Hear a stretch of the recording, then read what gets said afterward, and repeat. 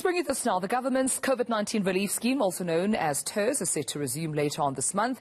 It's for workers negatively affected by the level 4 restrictions.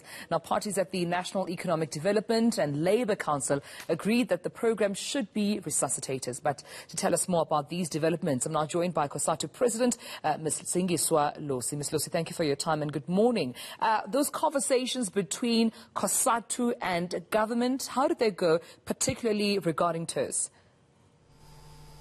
Thank you very much and good morning to the eNCA viewers and listeners. We are grateful that the discussion at the level of NEDLEC went fairly well and that the parties have agreed in the extension of the TERS relief fund to the workers. And we are now waiting for the process to unfold where the government, the ministerial directive is being drafted, and we hope that the payment system will be set up and that official announcement this week can also be made so that the employees can begin to apply for the TERS relief fund. Right. And with that being said, do we have definite dates? I know you just mentioned now, Ms. Losi, that those announcements, I suppose in detail, will be announced later. But is there some sort of a timeline, a definite date that you know as to when they will resume? We are hopeful that at least by the 19th of July, applications would be accepted, and hopefully by the 26th of July, payments will be made. Right. Let's talk about the workers because they are the most affected, and I'm sure you are in constant engagement with them, particularly with this level 4 lockdown, which we are in its second and final week, but we might see an extension if indeed those numbers don't go down. What are the workers going through right now at this point? They are going through a very, very difficult period because, as you rightfully say, that this 2 weeks lockdown level 4 could be extended. We don't know. We see the numbers keep on rising. And this, immediately when the government puts us on lockdown, it has a direct impact to those sectors that are going to be directly affected. Your liquor industry, and not just your SA breweries. It is about the value chain from the farms to the distribution, the bottling, the value chain, the entire value chain. You are talking about thousands of workers that are directly affected by this. You have seen the tourism industry, hotels closing down and restaurants being directly affected. You are talking about the livelihoods of workers. And we are hopeful that our government, when we anticipate these waves to be coming, we should be able to start planning ahead.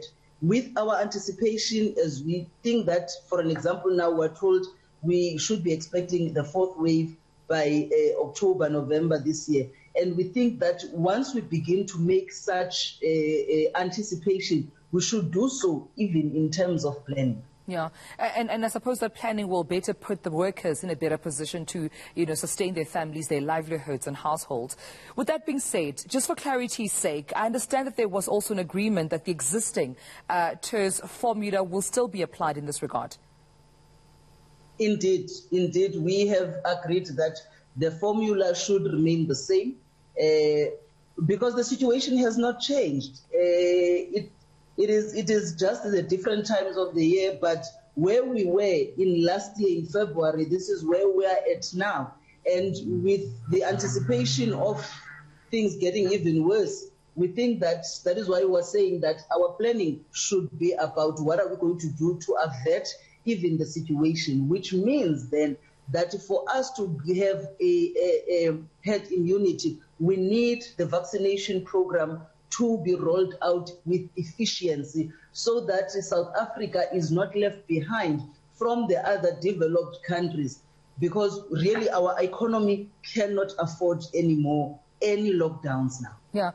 Ms. Losi, with your engagement with government, did Cosatu raise some of the challenges that we have all witnessed with the TERS? I'm talking here about some of the administrative problems as well as fraudulent payments, which made, TERS quite a challenge even for some workers to receive, that relief. Did you address issues, and was there commitment from government as to how they will avoid and absolutely not allow such administrative issues to proceed? Indeed, we always raise that. We've raised it before it took place. We've raised it during that period. We've raised it after, even now. And of course, you would always get the commitment from government. They will never say such would continue to happen, of course. And ours is to see them putting measures in place by ensuring that at times they listen. Because when we warned about these issues, we expected government to work with us in ensuring that we work together to avert what took place. But we are hopeful that the mistakes of the past become the lessons for the future. And when government committed in ensuring that such would not happen, we are hopeful that they mean it and they shall put things in place to ensure that we cannot repeat what we have seen, because that money is the money that has been awaited for by many workers. There are those that never received it. And it is not just those workers that are employed. There are those that are self-employed, your artists, who are still others waiting for the relief from government. All right, we'll leave it there, but we appreciate you talking to us. Cosatu, President Zingiswa Losi, thank you for your time this morning.